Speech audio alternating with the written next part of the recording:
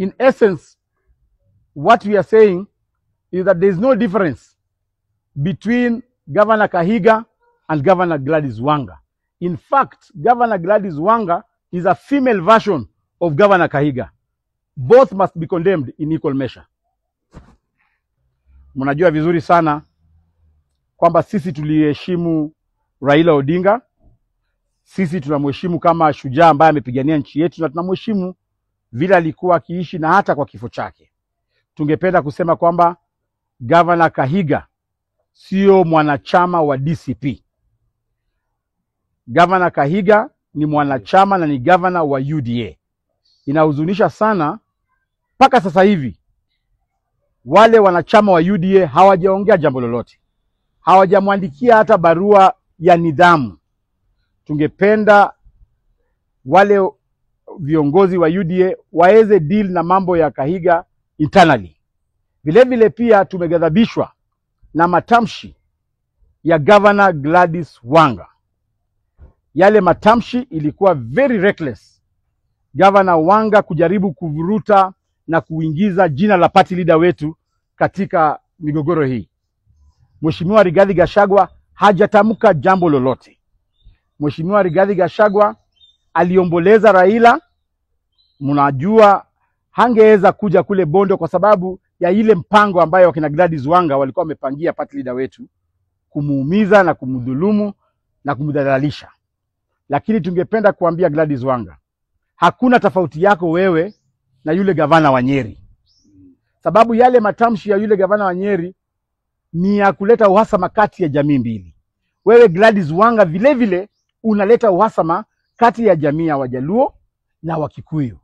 Tungependa kukumbusha Gladys Wanga kwamba Raila Odinga alithamini sana Wakikuyu. That is why alikuwa na running mate Mkikuyu. Raila Odinga alithamini sana Wakikuyu. That is why familia yake wakina Fidel walioa Wakikuyu. Raila Odinga Junior ameoa Mkikuyu. So wewe Gladys Wanga kusema umechora laini ati kwamba Wakikuyu wako kule na Wajaluo wako huku, Raila Odinga angeongea matamshi kama hiyo kama angekuwa hai. Na matamshi yako yamefanya tumeanza kukushuku wewe Gladys Wanga. Na kwa sababu umeleta siasa kwa hii maneno, wacha tuanze kuongea maneno ambayo watu wengi ambayo wameshindwa kukuongelesha wewe Gladys Wanga. Tungependa kukuuliza, why are you taking advantage of Raila's death to politicize everything? Wewe Gladys Wanga, hao Wajaluo ambao unatetea wanauliza maswali mingi sana. Kwa nini wewe Gladys Wanga, wakati ulisikia Raila amekufa na ameaga dunia kule India, hata kabla mwili wa Raila ufike Kenya, hata kabla wewe uende uone mwili wa Raila uhakikishe kweli Raila amekufa, ulikuwa umeita mkutano, umeshamreplace kama kiongozi wa ODM. Wale Wajaluo wanakushangaa wewe Gladys Wanga. Kwa nini wakati yule mheshimiwa wa Kasipul Ong'ondo Were alikufa, Gladys Wanga ulilia ukaroll paka kwa vumbi, ukalia machozi yote karibu utoe hata nguo. Lakini kwa kifo ya Raila, Gladys Wanga hujatoa hata machozi hata moja. They are questioning, kwa nini wewe unataka kudhulumu wale viongozi wa Raila, viongozi wa vijana kama wakina Sifuna ambao wamekuwa kishikilia chama, wakina Babu Owino.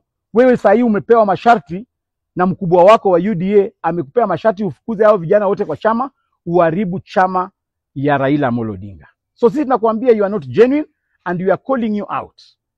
Wewe uwache utoe jina ya Rigathi Gachagua kwa mdomo yako. Toa jina ya Rigathi Gachagua kwa mdomo yako. We are dealing with serious matters, serious national matters. You cannot divide our nation in ethnical groupings. Sisi tunathaminiana na makabila zote. That's why unaona leo hapa tuko na Wakikuyu wamesimama hapa, tuko na Wamasai, Waluya, Wakisii, Wajaluo.